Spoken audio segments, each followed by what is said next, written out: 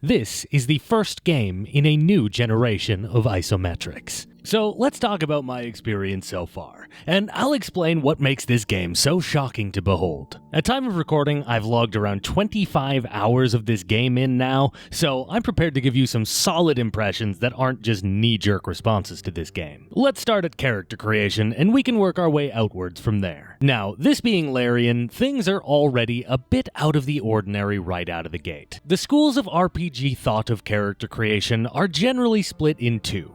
Will your protag be a blank slate, as is the case in series like Elder Scrolls, or will they be an established character that you can build upon as the story goes, as is the case in The Witcher? Larian's previous work in Divinity 2 in breaking this binary mold has been elegantly transplanted into Baldur's Gate 3. While we have the option to make fresh, blank slate custom characters like you would see in most RPGs, Baldur's Gate 3 also has a set of origins you can choose who are already predefined and fleshed out characters who will also experience their own custom story as the game progresses. Any of these characters who haven't been chosen when you make your character will instead appear in the world as companions. It's elegant, a little strange, but elegant. Now, most people I know who are playing chose to make a custom character, but I knew full well that much of Larian's storytelling strength was going to come through the origins. And because I wanted the story to be directly about my protagonist, I chose to play as Will because, my name is Will. I want that immersion of being called my actual name by the voice actors. That's cool as hell. Will's thing is that he's this sort of vigilante folk hero known as the Blade of the Frontiers. However, in a moment of weakness, Will made a warlock pact with a devil to gain enough power to protect his people. I won't spoil too much of Will's story here, but I'll confirm that it feels very well written. A person who makes dark pacts for good causes is a great dynamic to roleplay, and I feel like the pieces of his story that have come up so far have been phenomenal. Basically, I feel completely helpless and jerked around by the devilish forces of hell, and I've lost all hope of getting free from their clutches. 10 out of 10, great dynamic. It's got all the angst you would want from a warlock story. Plus, oh my god, how am I not supposed to love this game when it has moments like this? Will, you've been naughty, and you know what happens when you're naughty. I'm so immersed, 10 out of 10, game of the year. If you're gonna play a warlock in Baldur's Gate 3, I promise, you'll get the best experience by playing Will. The same actually probably holds true for the other origins as well. If you want to play any of the classes that line up with the origin characters, I think you should just take the origin. Overall, I would call the origin system a huge success. And if you are unsure on if you should try it compared to a blank slate custom character, I say go for it. Now, onto the story itself. Really good so far. It's that perfect blend of that weird D&D fantasy I was talking about in my last video, as well as the traditional style quest fantasy. You get that damn tadpole placed in your brain by psionic interplanar entities in their H.R. Geiger spaceship, and then you go and rescue some nice refugees and some slightly less nice druids from a band of rampaging goblins. Or you could help the goblins kill the villagers, or help the druids kill the villagers, and then probably kill the goblins after. Player choice is here in a big way, and it's really been ages since we've seen this level of player agency in a game of this size. This will be one of the games that essayists call back on for the next decade when talking about choice in games. Charmingly, the story actually hits in kind of the same way that old BioWare games used to. And for a series like Baldur's Gate, that's actually perfect. That's exactly what you're going for. BioWare itself hasn't had the BioWare magic for really way too long at this point, and somehow Larian seems to have gotten a hold of it, and that gets me excited. The game feels so much like Dragon Age Origins to me, in a way that makes me feel just immediately at home. Doubly so since the story of Baldur's Gate 3 has a lot of crossover with the 5th edition tabletop module Descent into Avernus, which I'm actually right about to begin running for some friends this coming week. It's been neat to pick up a lot of those details of overlapping story. But anyway, I delayed my first impressions a day so that I could taste Act 2 a little bit. The weird factor I mentioned earlier isn't resigned purely to the intro.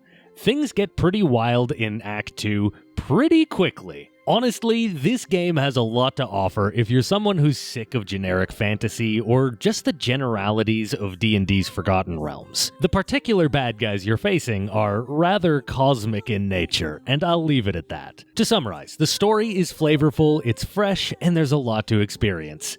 But I do actually have one complaint, and it's one that I really don't want to make. Look, I'm a huge fan of romance subplots in my role-playing games. I like them, I've always liked them, and I'm innately more interested in a CRPG if it's got decent romance.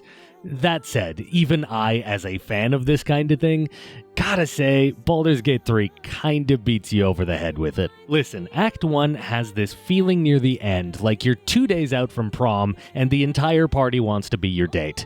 It just needs to tone it down, like 2 volume levels if you take my meaning. It's not the biggest problem in the world, but it is there. Like, the wizard Gale keeps saying these things about magic and his ex, and I'm like, cool, and I egg him on a bit because the writers and the voice actor for Gale did a great job, and I just like to hear this guy talk about magic. But he'll say something totally normal, like, magic's all around us, isn't that neat? And then I'll get a text option to be like, I'm just not into you that way. And it's like, that's not how a human talks. I would be such an asshole if I say that. So I don't say that, and now the entire party's convinced we're dating. That said, that's an Act 1 thing. Baldur's Gate 3 seems to want you to commit to a relationship with a party member early on, and it's very blunt about it. Things might be handled over the rest of the game a bit more tactfully once you've picked a love interest, but as it stands, Act 1 feels a little bit like a teen rom-com. Okay, let's get into the presentation. The game. She's beautiful. She's goddamn beautiful. It's been a very long time since an isometric was given anything close to this budget or graphics this cutting edge, and the result speaks for themselves. Not quite certain I'd call them AAA graphics, but they're really not far off. Plus, there's art direction here in spades, paired with incredible map design that goes hand in hand with it. And what's more, the game looks just as good zoomed in or out or virtually at any angle. They have accomplished something wonderful here.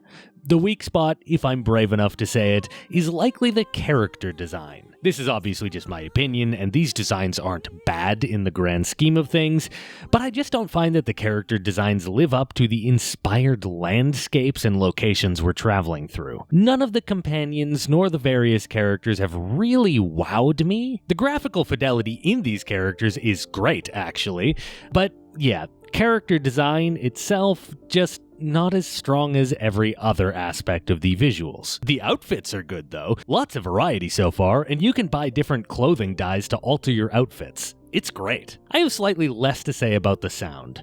The music overall is quite good, but it really shines when evil things are happening. Likewise, the SFX are top-notch, and Larian really nailed it with a few specific things. The impact of spells and the satisfying click of the dice is so welcome, and it always feels good.